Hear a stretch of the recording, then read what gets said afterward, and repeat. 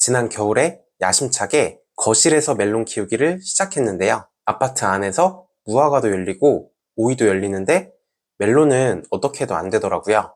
이번엔 거실에서 멜론 키우다 망한 얘기랑 옥상에서 키우는 방법을 보여드릴게요.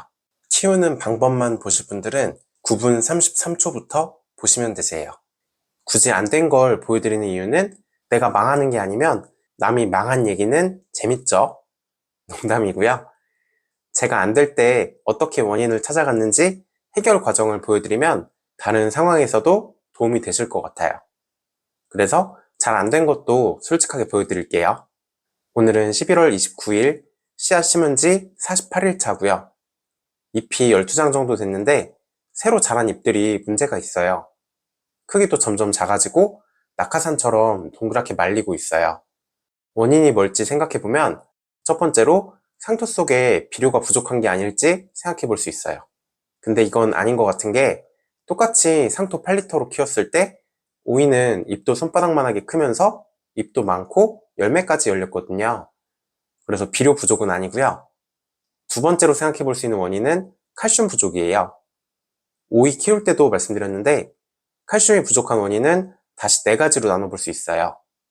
상토 속에 칼슘이 아예 다 고갈됐을 수 있고요. 물을 너무 적게 줘서 칼슘을 못 먹을 수 있어요. 아니면 굵은 뿌리로 질소는 잘 흡수되는데 칼슘을 흡수하는 잔뿌리가 부족할 수 있고요. 햇빛이 부족한 경우도 뿌리 발달이 느려서 칼슘이 부족할 수 있어요. 근데 원인이 어떤 거든 초상칼슘을 주면 해결에 도움이 되거든요. 어차피 예전 영상에서 멜론 수확할 때까지 필요한 비료 양이랑 상토 속 비료 양을 비교했을 때 질소는 충분한데 칼슘이 부족했어요. 그래서 초상칼슘을 줘서 잎이 오그라지는 걸 치료해 볼게요. 요플레 숟가락으로 납작하게 한 숟가락이면 0.6g 정도 되고요. 물을 주면 자연스럽게 녹아서 들어갈 거예요. 며칠 기다려 볼게요. 오늘은 12월 5일이고요. 초상칼슘을 주고 6일이 지났는데 칼슘은 어차피 기존 잎에는 채워줄 수 없어요. 그래서 오그라진 채로 있고요. 근데 새로 자라는 잎은 확실히 좀 나아진 것 같아요. 잎 숫자를 세보면 19장 정도 됐고요. 목표한 20장이 다 돼가니까 부직포화분 접었던 걸 펴서 상토를 추가해 줄게요. 먼저 아래쪽 잎부터 잘라줬고요. 접었던 화분을 폈어요. 상토를 넣어줬고요. 물은 화분 부피의 10%인 1.5리터를 줄게요. 오늘은 12월 10일 씨앗 심고 59일 차고요. 아래쪽은 겹순이 많이 나오고 있어요.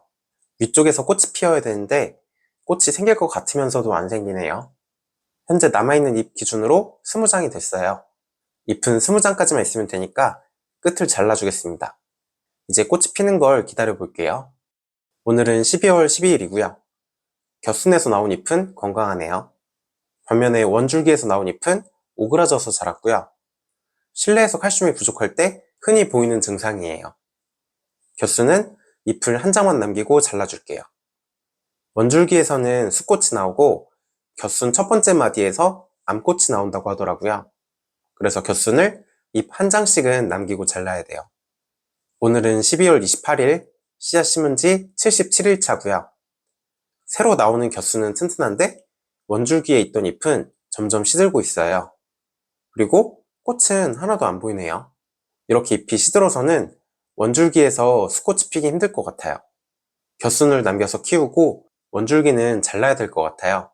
제가 멜론을 처음 키워서 잘은 모르지만 겹순 첫 번째 마디에서는 암꽃이 나와도 그 다음 마디부터는 수꽃이 나오지 않을까 싶어요.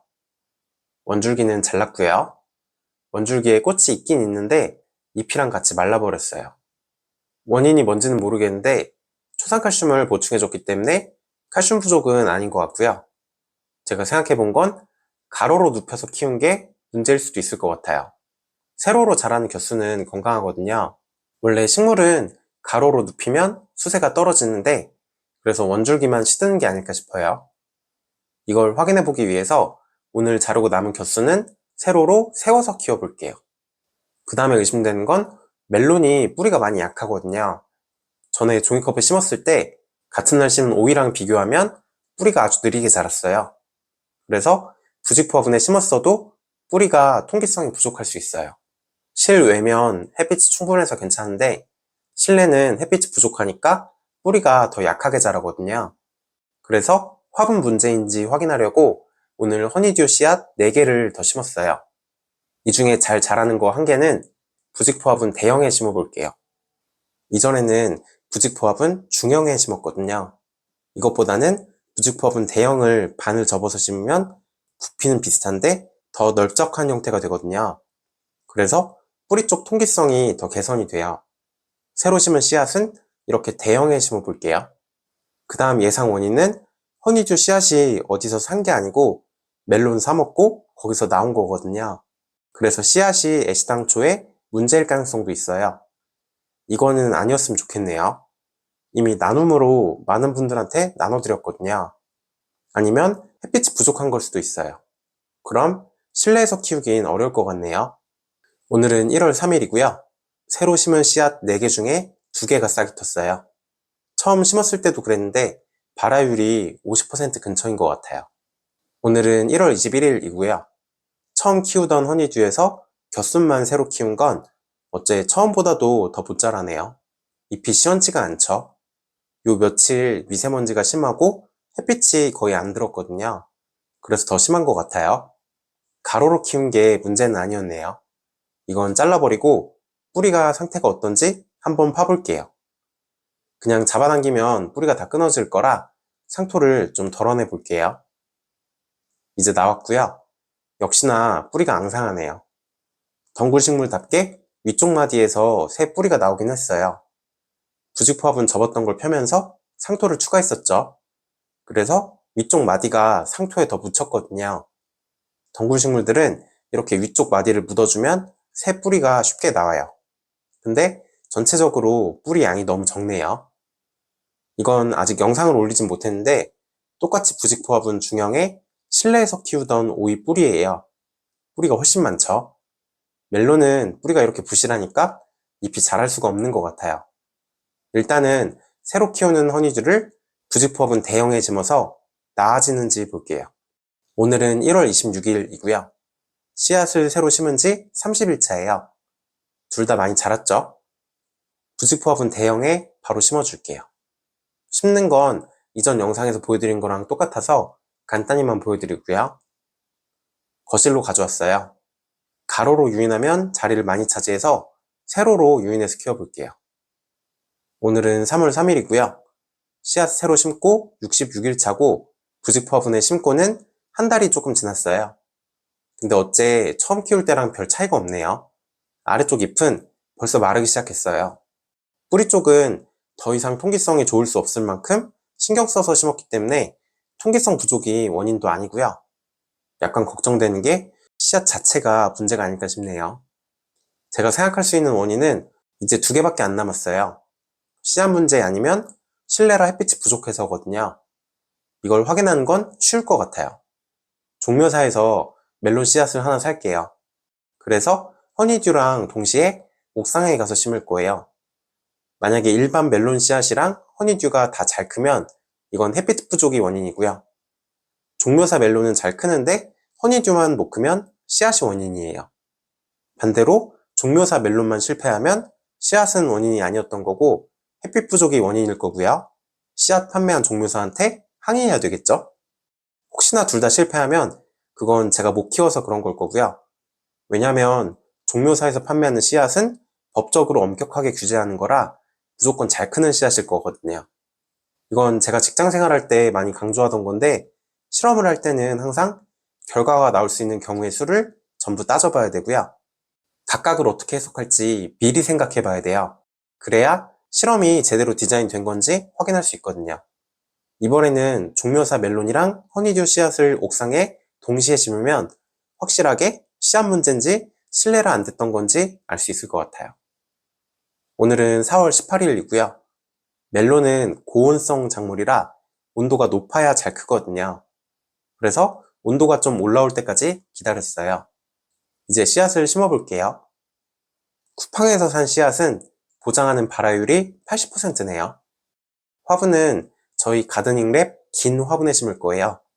이 화분은 특이하게 옆면 아래쪽에도 슬릿이 있거든요.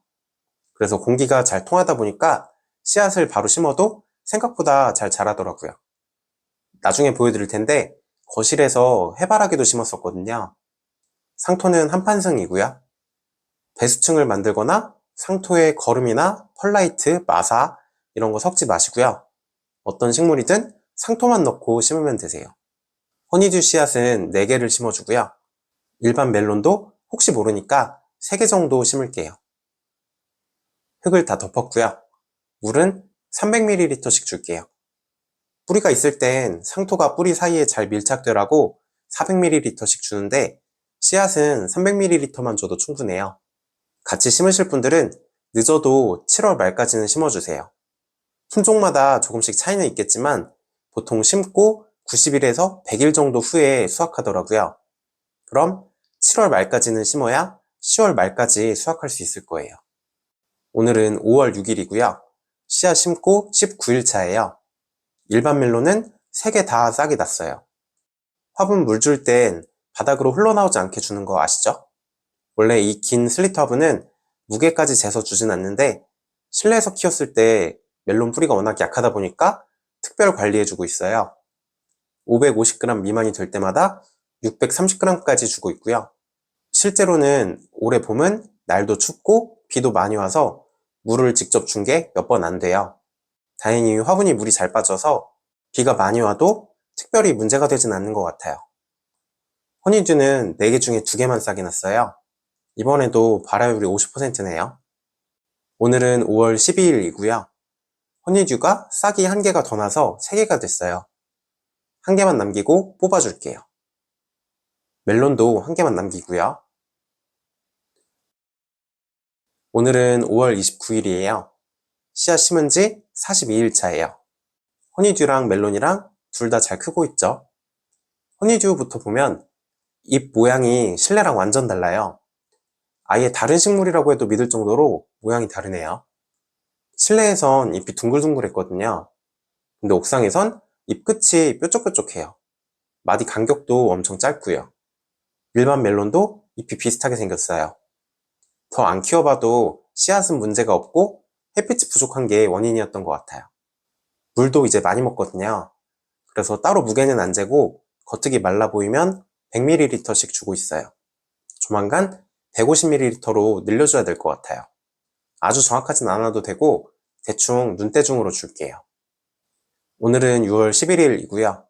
씨앗 심고 55일 차예요. 아주 잘 자라고 있고요. 일반 멜론은 꽃이 폈어요. 꽃은 잎이 10장이 된 다음에 필요하니까 잘라줄게요. 겨순도 많은데 다 잘라주고요. 허니듀도 꽃이 생기려는 건 잘라줄게요. 잘 보면 바닥까지 뿌리가 자랐어요. 잎도 약간 노래지는 게 상토 속 양분이 다 된 것 같아요. 분갈이 해줄게요. 일반 멜론부터 심을게요. 부직포 화분 중형에 심을 거고요. 이름표도 달아줄게요. 화분은 반을 접어서 심을 거예요. 아직은 어려서 반을 접어서 심는 게 더 빨리 자랄 거예요. 대충 자리를 보고요. 상토를 채워줄게요. 이렇게 심으면 잎이 상토에 닿을 것 같아요. 상토를 좀 더 채울게요. 이 정도면 될 것 같고요. 검지랑 중지 사이에 멜론 줄기를 끼우고 뒤집어서 꺼낼게요. 잘 주물러주면 되고요. 와, 뿌리가 잘 자랐네요. 실내에서 큰 거랑은 비교가 안 되고요. 화분 슬릿에 해당하는 부분은 뿌리가 없어요. 그래서 뿌리가 빙빙 돌지 않고 건강하게 자랐네요. 아까 만들어 놓은 자리에 심어줄게요. 떡잎은 할 일을 다 했으니까 잘라주고요. 상토를 마저 채울게요. 분갈이 할 때마다 말씀드리지만 어떤 화분이든 상토는 가득 채우셔야 돼요. 그래야 흙 윗면에 공기가 잘 통해서 뿌리가 건강하거든요. 다 심었고요. 15리터 화분을 반을 접었었으니까 상토가 8리터 정도 들어갔어요.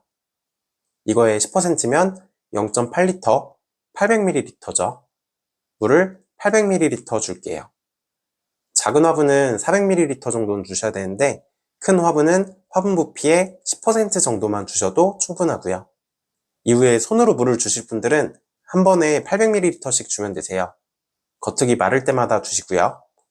저는 자동 관수를 하니까 자동 관수 스틱을 꽂아줄게요.